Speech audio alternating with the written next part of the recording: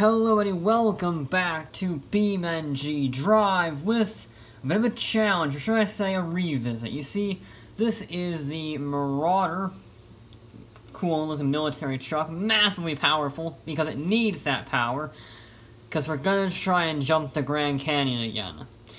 I did this challenge quite a long time ago, almost 2 years ago in fact, and I succeeded, but only about one car actually succeeded without completely blowing itself to pieces. Several cars landed, but they didn't make it and still being drivable. Drivable being steering and, well, drive. So, I figured I would start here. This is a pretty good place to start. Lots of powers. I think it has a supercharged V8, some crazy horsepower figures. I also tried and fix the weight distribution to try and make it fly a little bit flatter. That's how you see the antennas and the guards and the wheel on the back. Unfortunately, it is still a truck, and, well, even at full speed with NOS being activated, it's not fast. And there's no way in hell that this vehicle is going to make it, and the weight distribution didn't work either. It nosedived, hit the rock face, got a lot smaller, entire frame fell off, and sunk to the ocean in ignominious defeat. I think that's it. It just was never going to do it. The wheel was spinning at the speed of light through the roof, but it was never going to do it.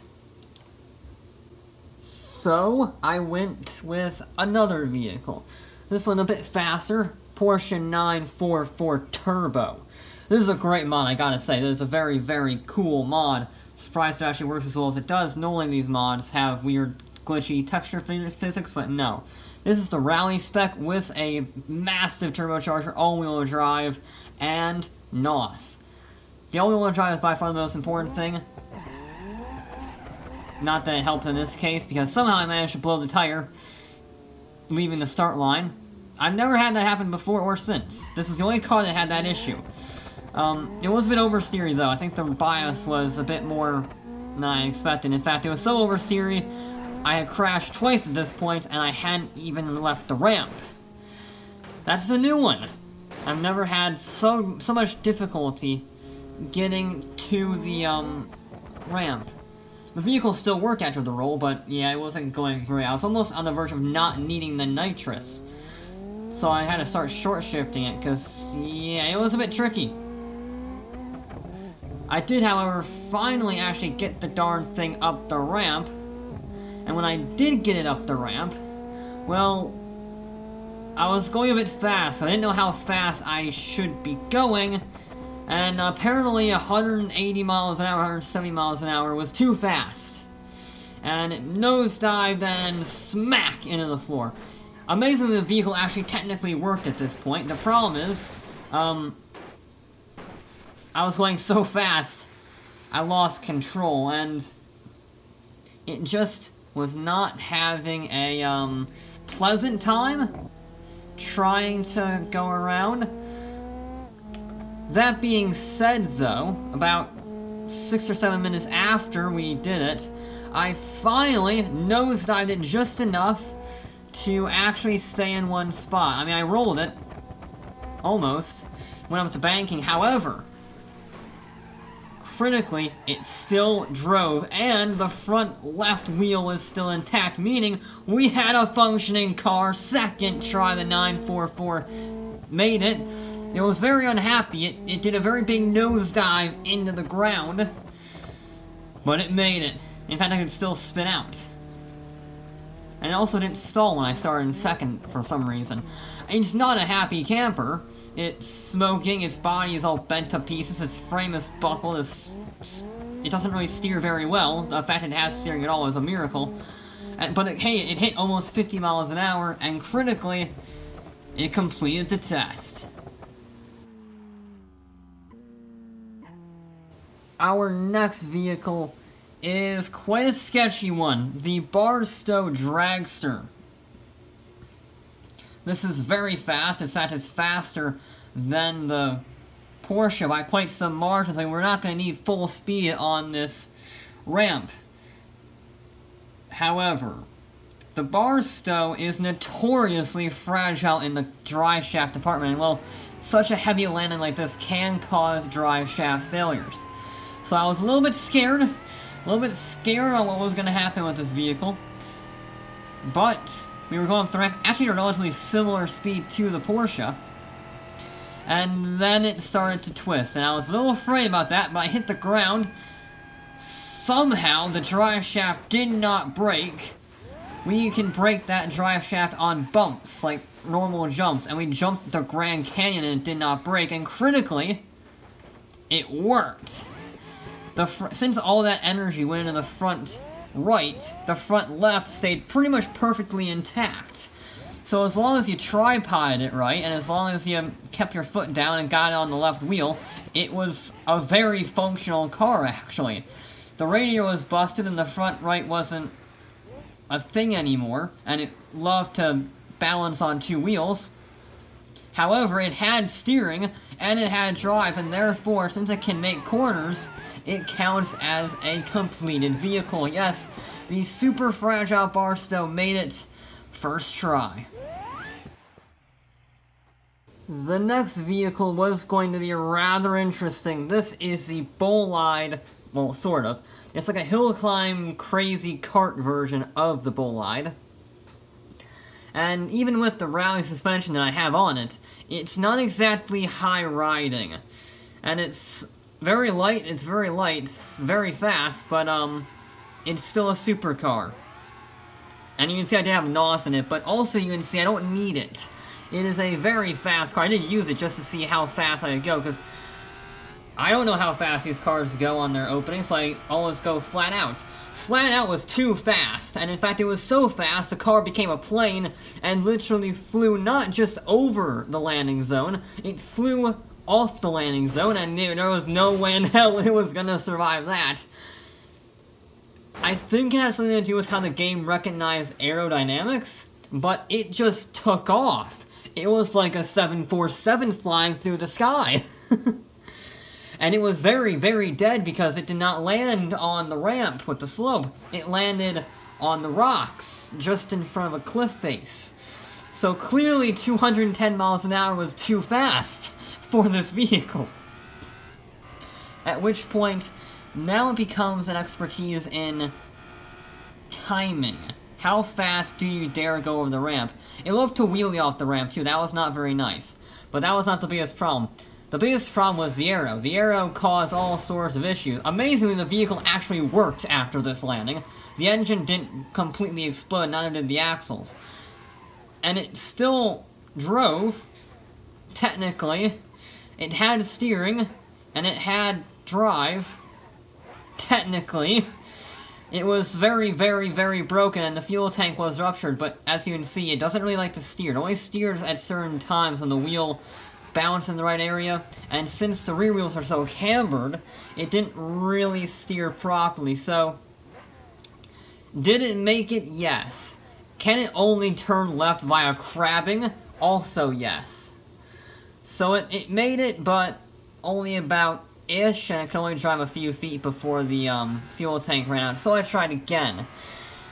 Which gave me confidence, though. I knew I could make this thing survive, because it could survive that miserable landing. If I just got the speed right, I could make this vehicle work. Because the aerodynamics actually helps out a lot. Because yes, you can see it shooting off, but the less speed I need to clear the jump, thanks to the aerodynamics gliding all the way all across, well, the better it will land. The less speed means less force. And since the gliding, in a way, works out quite well, which means that after a little while, it only took about 5 or 6 minutes for this car, I got that timing, I got that speed just right. Not perfect, not 100% perfect, I didn't get a nice smooth touchdown like an airplane. However, all you need was about 145 miles an hour, 140 miles an hour, and the gliding will be enough to just about land. And this time I didn't even break the radiator. I didn't break the radiator, I didn't break the fuel tank. All I broke was the suspension, which is amazing. I did spin out because, well, I was going super fast. I bent the roll cage and it was a lot of force, but this was a tough vehicle. It had fully functioning steering. The wheels on the back were a bit cambered or towed in, but it was actually like a semi-normal driving car. Again, the wheels made it drive all funky because they were pointed inwards and at a camber. However, the frickin' BullEyed track toy, hill climb car, made the jump. These vehicles are just making it what I never thought possible. Sticking with the race car theme, this is, well, Dirt Oval Racer, the crazy mad ones. Oh, and this one doesn't even matter because it's a dragster. Because the normal racer doesn't have enough power, it can't actually make it. This one, though, has too much power. A lot of power, in fact. So much power that it wheelies, which is a problem for the drivability aspect. We had a Porsche scenario where, we rolled it. Amazingly, we recovered the roll. That probably was one of the best recoveries I've ever done. And in fact, it had so much acceleration, I made the jump after, well, I shouldn't say I made it, but I got very close to making the jump after I did a double barrel roll. And then it became a lot flatter than it currently was. But it looked like it could make it. It looked like it had the potential to actually make this landing, just like the cart that came before it. It looked like it might just do it. There was a problem, though. It would not stay put in the air. You see, the cart thing, the crazy BullEyed, was helped by gliding. This one, though, it couldn't glide. I could try to actually use some speed, but it kept wanting to front flip. If I hit the gas and I used the steering, I could actually control it midair, which is weird. It's one of the very few vehicles I've had on this game that I can actually have mid-air control by the throttle and the steering, like GTA style.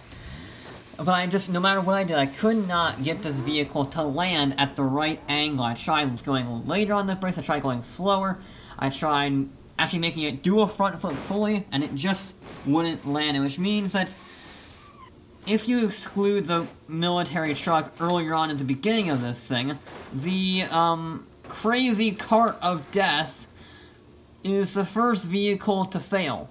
Not the Porsche, not the crazy race car, the dragster. And even the dragster made it. This dragster. This game is weird, what can I say? This next vehicle is the only vehicle, if I recall, to actually make and survive the jump from last time. This is the off-road Sunburst with the fancy drag racing V8 thrown into it. It's a monster.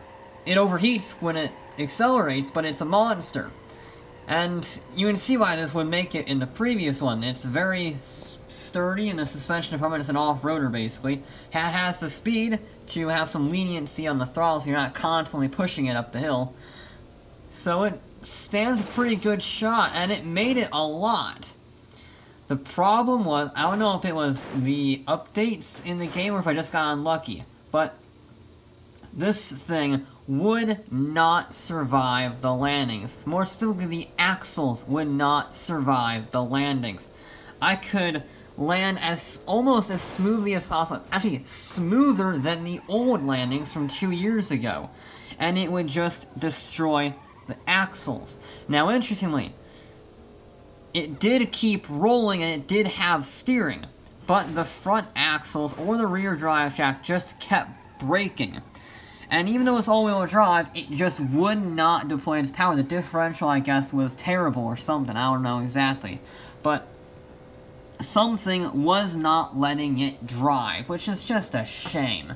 Because it was the OG, it was the champion from last time, and the champion, I guess it was updates to the game or something. I mean, I almost made it. That was so close, but it became so painful. But it just would not make it to the other side. And when it did make it to the other side, it looked technically intact, but I could rev the engine all I wanted, and sadly, it was not going anywhere. So, surprisingly, sadly, unexpectedly, the Sunburst off-roader didn't make it. So I moved to another interesting one. This is the Cashia 2nd generation van. More specifically, the hill climb variant, because I think it's the most powerful vehicle in this entire game, and I want to say it's 2,400 horsepower, all-wheel drive. It is a race car, yes, But we have seen in the past with the BullEyed and the Dragster that race cars can survive this. So it's not so much which spec you go for, not necessarily anyway, it's the sturdiness of the vehicle in general. Now, as per custom, I tried the flat-out approach, and again, apparently 210 miles an hour was just a bit too fast. It doesn't have the same gliding characteristics of the BullEyed, but that was definitely not survivable. That was a painful one. That amazingly only shattered the drive shaft and the engine on landing. Everything else is still fine until it started rolling. But, ow, the wheel is just flying off into the distance down the road. This vehicle is a tricky one because I feel like I could make it work. I feel like I could get it working. However, getting the precision, getting the landing just millimetrically right. And even when I got the landing millimetrically right, as best as I reasonably could, it just would not land. Like, see, I landed here pretty much exactly how you want. There's a little distance, there's a little struggle between landing and, I guess, the edge as possible. And it still blew everything to pieces. So, I tried this car. I tried for a fair bit. But it just wasn't doing it. The best ones that I got blew the engine to pieces or lost wheels or any number of things. So, try as I might, the Cashia also failed as well. Our final vehicle is rather silly. I have no expectations of this thing working at all. However, I wanted to try the JetPowered Bus, because if I have the option to launch a JetPowered rocket bus off cliff in hopes that it will land on the other side speed style, then I'm going to do that. Now, I didn't know how fast this vehicle had to go because, well, it's a rocket-powered bus. You never know. So I tried about 160, just to see how it would fare. And, well, as expected, it did properly shatter the drive shaft. I landed a little bit hard on the rear end. However, it actually didn't do as badly as I thought. The steering was still intact. The suspension was somehow still moderately intact. So that wasn't too bad, if I can be completely honest. And I just kept doing that. I never really expected this vehicle to do well. I did use some sneaky tactics by launching the JETO rockets at certain points to try and get a smoother flight path. Because the problem with this vehicle is the drive shaft is so long and so fragile that, well, landings of any force will just shatter it to pieces. I did have one run where it did not completely shatter itself to pieces. However, in return, it proceeded to destroy half of all the tires on the vehicle, which meant that it couldn't drive even if I wanted to, because the differential. It technically made it. It was so broken and had to use jet power to really get going, but it had steering and it technically had drive, but it was so broken, and the tire was shredded. So, did the bus make it? It made it better than the K-Series, that is for sure, which is surprising, but it didn't really make it. I needed the tires to be more intact, and I needed the landing to be a little bit smoother. And I got that. I did get that, but it just wasn't working. Which means the bus tried, it got elongated, and much smaller. I've never seen a bus crush like that, but the bus did end up failing, unfortunately. So, about half the vehicles, you had a better success rate this time, a stranger success rate. About half the vehicles made it. A few vehicles made it, but were not really intact, and mainly due to luck, rather than whether it could actually make it or not. And some were never had hope, but I found it quite interesting. A lot of vehicles that I didn't expect to survive, survived, and a lot of vehicles I expected to survive did not. And of course, the bus actually made it, sort of. So, that is going to be it, though, for this episode of Beamng.Drive. I'll be back with more.